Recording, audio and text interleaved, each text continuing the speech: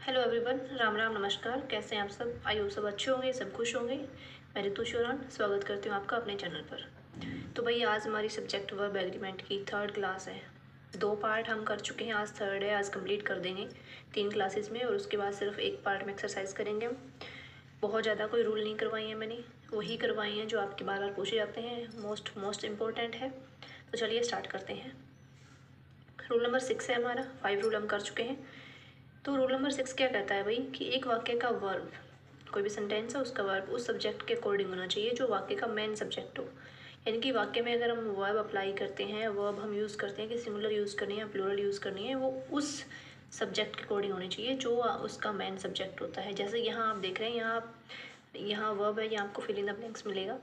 ठीक है, तो आपने इसको देख के, एप्पल्स को देख के फिल नहीं करना, अपनी सब्जेक्ट लाइन जो है वो पढ़नी है, द क्वालिटी ऑफ एप्पल्स। तो यहाँ आप देख रहे हैं जो मेन सब्जेक्ट है ये, ठीक है, और जो मेन सब्जेक्ट है वो क्या है ये। ठीक है, सब्जेक्ट आपकी पूरी लाइन है, एक ग्रुप कह लो आप। तो क्वालिटी, मेन जो सब्जेक्ट है वो आपका क्वालिटी है।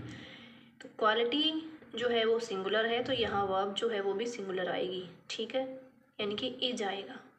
The quality of apples, apples पे ध्यान नहीं देना, मेन जो सब्जेक्ट उस पर ध्यान देना है। ओके, नेक्स्ट है he and not his parents is guilty. ठीक है, तो यहाँ पर आपने क्या करना है, ये वैसे ये रूल मैंने कल भी करवाया था आपको एंड वाले में कि भाई एंड से जो 2 सेंटेंस जुड़े होते हैं, है ना, ये मैंने आपको, अगर आपको याद हो, नॉट, नोर, इन चीज़ों से जुड़े होते हैं, तो उसमें मैंने आपको करवाया था, अगर आपको ध्यान हो तो। बट आज फिर करवा देती हूँ, ये अलग रूल में भी फिट बैठ रहा है। तो एग्जाम्पल, तो ही एंड नॉट हिज पेरेंट्स, तो यहाँ जो मेन सब्जेक्ट है आपका क्या है, ही। ठीक है, तो ही के अकॉर्डिंग आपकी वर्ब आएगी, यानी कि सिंगुलर वर्ब आएगी। ओके, तो इज आएगा। आगे क्या है, मोस्ट इम्पोर्टेंट रूल है। रूल क्या कहता है कि भाई कलेक्टिव नाउन, कलेक्टिव नाउन के साथ हमेशा सिंगुलर वर्ब का प्रयोग करें। कलेक्टिव नाउन जो होता है आपका, उसके साथ हमेशा सिंगुलर वर्ब का यूज़ करना है। जैसे देखो, द हियर्ड ऑफ काउज, यानी कि जो गाय का झुंड है, is grazing in the field, खेत में चर रहा है। तो काउज देख के आपने आर नहीं लगाना, कहीं ना कहीं ये सेम ही रूल है, थोड़ी थोड़ी चीज़ें इसमें चेंज हुई है ना।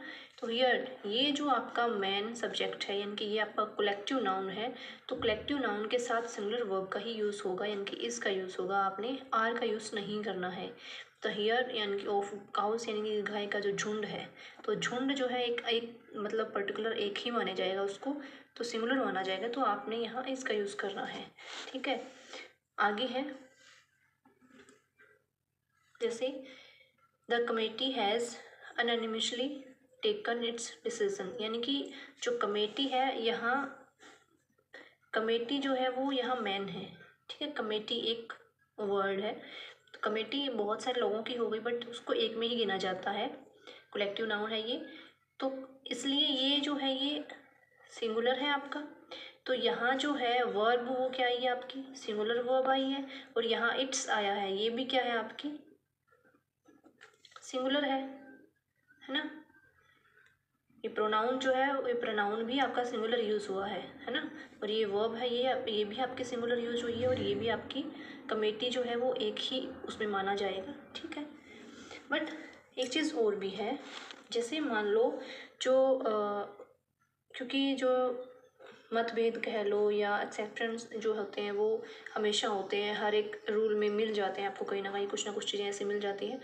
तो अगर मतभेद हो उनके बीच, कमेटी के बीच मतभेद हो, या जो जो कलेक्टिव नाउन है उसके बीच में, मतलब अलग अलग लोगों की बातें की जाए, या अलग अलग डिसीजन की बात की जाए, या अलग अलग आइडियाज़ की बात की जाए, तो उसमें प्लूरल वर्ब आएगी, और एडजेक्टिव भी प्लूरल यूज़ होगा, और प्रोनाउन भी उसमें प्लूरल यूज़ होगा। जैसे देखो, the jury are divided in their opinion. Jury, वैसे तो जूरी जजेस के ग्रुप को कहते हैं, तो जूरी एक कलेक्टिव नाउन है और इसमें सिंगुलर वर्ब आनी चाहिए, बट इसने क्या बोला, डिवाइडेड, मतलब वो डिवाइड हो गई। अगर वो डिवाइड हो गई तो यहाँ प्लूरल वर्ब आएगी, वर्ब प्लूरल हो जाएगी, और यहाँ इट्स नहीं आएगा, प्रोनाउन जो है वो इट्स नहीं आएगा, यहाँ देयर आएगा। ठीक है, सॉरी एडजेक्टिव, एडजेक्टिव जो है वो इट्स नहीं आएगा यहाँ पे, देयर आएगा। ठीक है, देयर ओपिनियन यानी कि उनका ओपिनियन है, तो यहाँ आपका प्लूरल एडजेक्टिव आ जाएगा। ठीक है,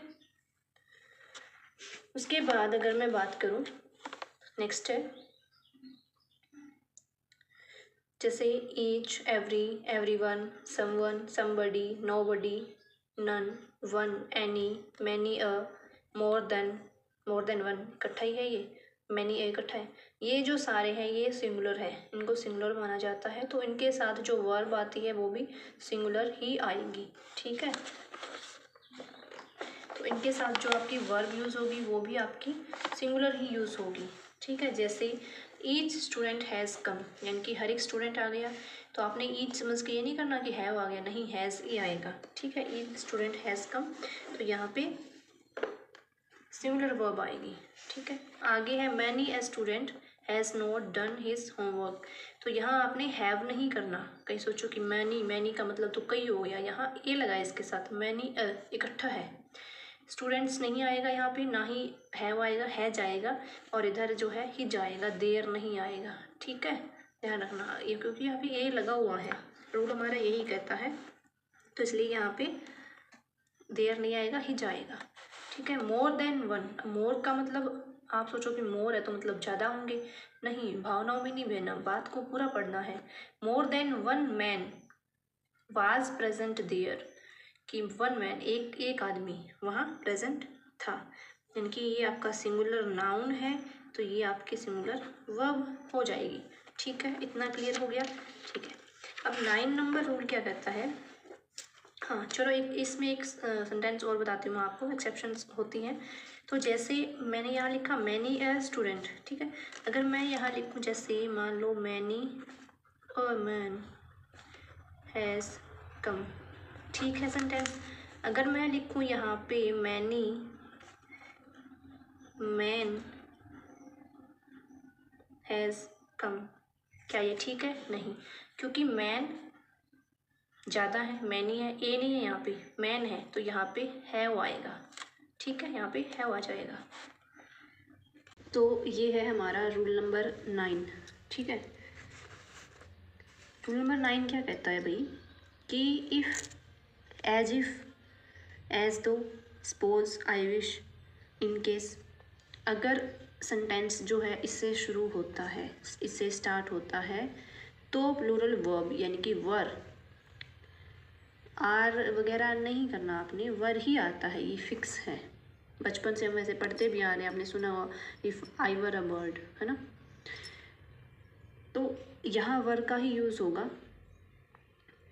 जिसको नहीं पता उसको पता चल गया होगा, वैसे ये सेंटेंस हम बचपन से करते आ रहे हैं, बट फिर भी बताना मेरा काम है।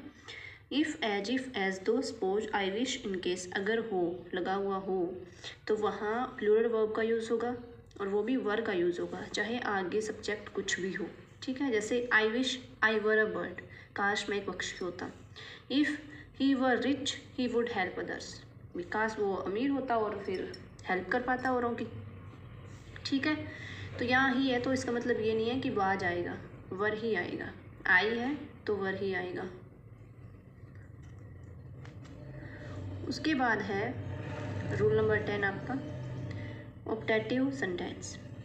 जो ऑप्टेटिव सेंटेंस जो होते हैं, यानी कि जो ये वाक्य होते हैं, इनमें सब्जेक्ट के साथ वर्ब का हमेशा बेस फॉर्म आता है। बेस फॉर्म क्या होता है, यानी कि हमेशा वर्ब की फर्स्ट फॉर्म आती है, base form means first form आती है। तो जैसे गॉड सेव द किंग, तो गॉड के साथ सेव इनकी फर्स्ट फॉर्म आएगी, save the king. Long live the queen, ठीक है, तो बेस फॉर्म ही आएगी, इनके आगे कोई एस या ई एस, कोई सेकंड फॉर्म या थर्ड फॉर्म कुछ नहीं लगेगा, बेस फॉर्म ही आएगी। फिर गाँव में शादी हो रही है, पटाखे बज रहे हैं, आपको कोई डिस्टर्बेंस नहीं हो रही ना, और वैसे भी बड़ी मुश्किल से शादी हुई है इनकी, तो कोई बात नहीं, बजने दो भाई, अच्छी बात है, बड़ी मुश्किल से घर बना है, वो भी बिना गवर्नमेंट जॉब के, बहुत बड़ी बात है। तो अब आगे देखें, 1 मिनट, तो हमारा रूल नंबर है 11, तो ये मैंने वैसे रेडी कर रखा है, बट ये हम कल करेंगे, आज नहीं करेंगे। आज के लिए इतना काफ़ी है, क्योंकि कल फिर मैं साथ साथ आपको एक्सरसाइज भी करवाऊँगी। ये देखो, तो एक्सरसाइज भी मैंने कर रखी है, तो 2 ही रूल बचे हैं, कोई ज़्यादा बड़ी वाली वो बात नहीं है। तो मैंने पहले से ही ऑलरेडी रेडी कर रखा है, इसको पार्ट 4 करना है, सो अभी नहीं करेंगे। फिर मिलते हैं अभी नई क्लास के साथ, नए कंटेंट के साथ, और सब्सक्राइब कर लेना भूलना मत। तो कल करेंगे बाकी का ये।